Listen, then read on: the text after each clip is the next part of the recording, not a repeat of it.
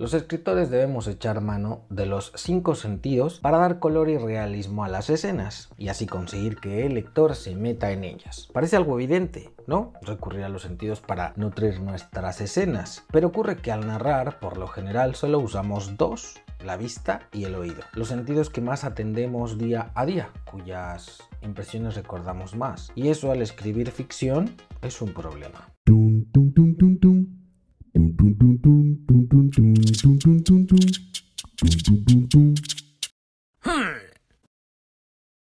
Si consigues trabajar bien tu percepción sensorial al escribir ficción, conseguirás que el lector se traslade a tus escenas como si las estuviera viviendo él mismo. Olerá, saboreará, tocará, verá y oirá lo que perciban los personajes. Pero lograrlo es difícil si únicamente tienes cabeza para trasladar al papel lo que tú percibes a través de la vista y el oído. Por eso te propongo realizar un ejercicio de escritura que pondrá a prueba tu capacidad perceptiva, principalmente con el resto de tus sentidos. A partir de esta premisa, escribe una historia. Suscríbete para que no te pierdas nada, deja un me gusta y comparte este contenido. Puedes seguirme también a través del podcast en Spotify, Google Podcast, Audible de Amazon, Apple Podcast o directamente en mi web israelpintor.com/podcast. Asegúrate de que tenga un principio, un desarrollo y un desenlace. ¿Listo? Toma nota. Esta es la consigna. Imagina que has perdido la vista y el oído. Eres sordo y ciego.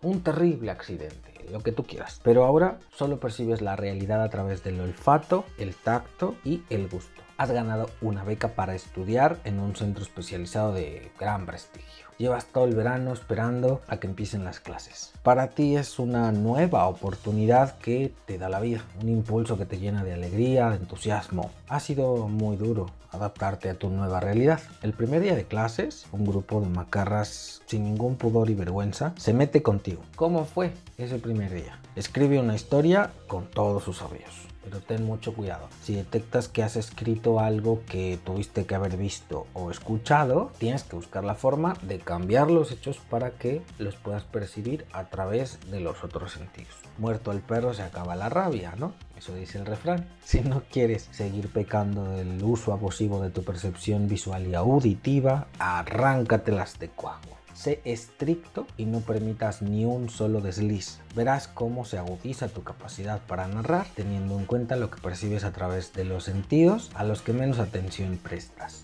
No es que los uses menos, es que no les pones suficiente atención. Cuando uno de tus sentidos se limita, el resto se agudiza. Eso es lo que quiero llevarte a experimentar. Al esforzarte narrativamente, te resultará necesario recurrir a palabras muy específicas. Entre más preciso seas, diciendo lo que percibes y cómo lo percibes, mejores resultados obtendrás. Este ejercicio te llevará a poner en práctica tu capacidad para utilizar el lenguaje con mucha mayor puntería, porque no es lo mismo estar jodido que estar jodiendo, ¿verdad? Tenga Dios a Cela en su santísima gloria. Al terminar el ejercicio, busca el apartado Ejercicios de escritura en la página de inicio de mi web y reserva una clase conmigo para evaluar tu práctica. Si valoras este contenido, da clic al botón gracias y déjame una propina. Podrás hacer un comentario destacado. El léxico de tu percepción sensorial contribuirá a crear un mundo ficticio que, hiperbólica y paradójicamente, será increíble. A través de los pasajes descriptivos de la percepción sensorial se recrean sensaciones evidentemente ficticias, pero a su vez mucho más verosímiles. Ayúdame y benefíciate siendo súper tallerícola, consigue acceso a contenido exclusivo y prioridad al responder a tus comentarios.